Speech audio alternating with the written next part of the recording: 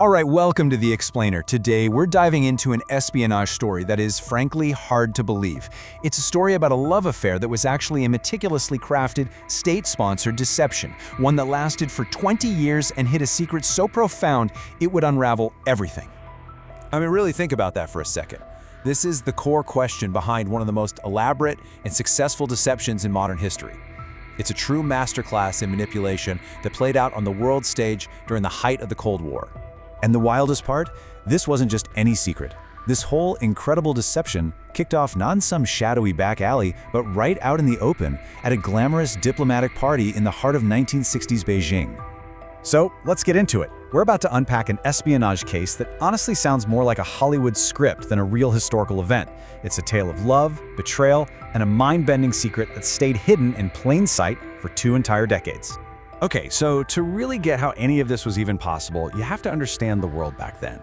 Picture it, it's 1964. The Cold War is at its absolute peak. The world is on a knife's edge, split between East and West. China, at this point, is almost completely sealed off from the rest of the world.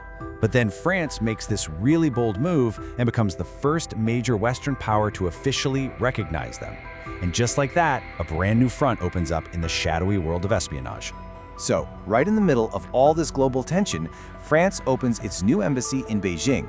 And at one of its very first cultural events, a party meant to build bridges, 2 completely different worlds are about to collide.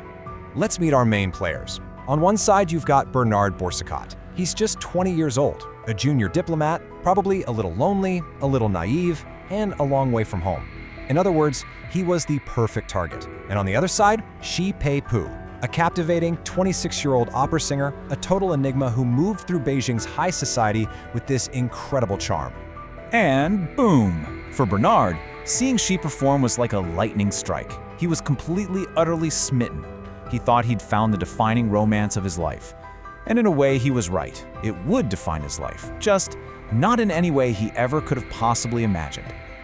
So what starts as this beautiful, whirlwind romance, this classic East meets West love story, well, it very quickly spirals into something much more complex and far, far more dangerous.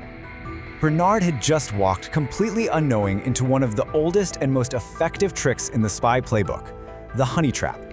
The strategy is brutally simple, right? You weaponize desire, you weaponize emotion to gain access to secrets. And in this case, Shi Pei Pu was the perfect bait. And this trap was laid with just chilling precision. About a year into the relationship, Shen announces, "I'm pregnant." Soon after, a son named Shi Dudu is presented to Bernard. Now this was a masterstroke. This wasn't just a romance anymore, it was a family. And that's a bond you'll do anything to protect. And here's the crucial detail. Their physical relationship always took place in complete darkness. Bernard just thought it was romantic, but it served a much darker purpose. And listen to what Bernard himself said about this later in court. He truly believed that darkness was their sanctuary, this private little world that protected them from all the stress and politics of his job. But in reality, that darkness was the very thing that allowed the deception's most unbelievable secret to stay hidden. So now Bernard is completely cornered emotionally. He believes he has a wife and a child to protect in a hostile country.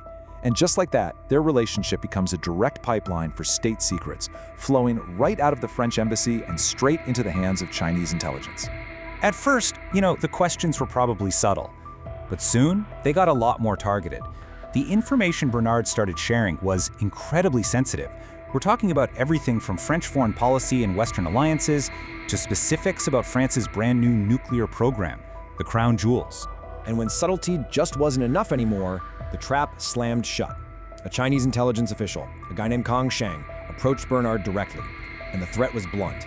Cooperate, give us the documents we want, or we can't guarantee the safety of Shi and your son. What do you do in that situation? Bernard was completely cornered. He was terrified for the only family he felt he had, so he complied. Over the next 2 decades, this one emotional vulnerability led him to hand over more than 500 classified French documents. Just think about that number, 500. This espionage went on for years, across multiple diplomatic posts. Finally, in 1982, Bernard manages to bring Shi and their now teenage son to Paris. He must have felt this incredible relief, thinking, "We're finally safe, we're free." But he was wrong. French intelligence had been watching. The moment they settled in France, Both of them were arrested. The charge was treason. For the French authorities, this was the end of a long, serious intelligence breach. For Bernard, it was the beginning of his entire world falling apart. But here's the thing. The spying charge was just the tip of the iceberg. What the investigators uncovered during their interrogations, it was a story that went so far beyond state secrets. It was a truth that would completely shatter the reality Bernard Boursicot had been living in for 20 years. First, they confirmed his entire 20-year relationship was a state-sponsored honey trap, a complete lie. Second, they revealed that his son, Shi Pei Pu, was not his. He had been purchased from a doctor in a remote province. And then came the final, unthinkable truth. Shi Pei Pu, the great love of his life, the mother of his child, was biologically a man. The fallout from this revelation was catastrophic. It was a deeply personal tragedy for Bernard, an international embarrassment for France, and it became a case study in psychological warfare that is still analyzed to this day. Both Boursicot and Shi were sentenced to 6 years in prison for espionage, but in a strange diplomatic gesture, they were pardoned and released after just 1 year. Bernard, absolutely broken by the betrayal, attempted suicide in prison and lived the rest of his life in seclusion.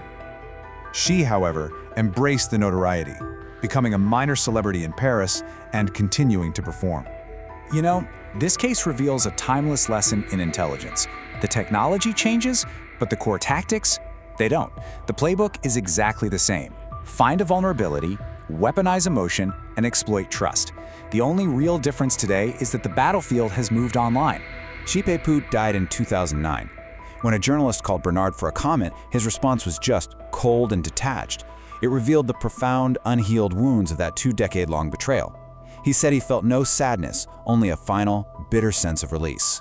The story of the butterfly spy is a stark reminder that the most effective weapons are often not high-tech gadgets, but our most fundamental human emotions.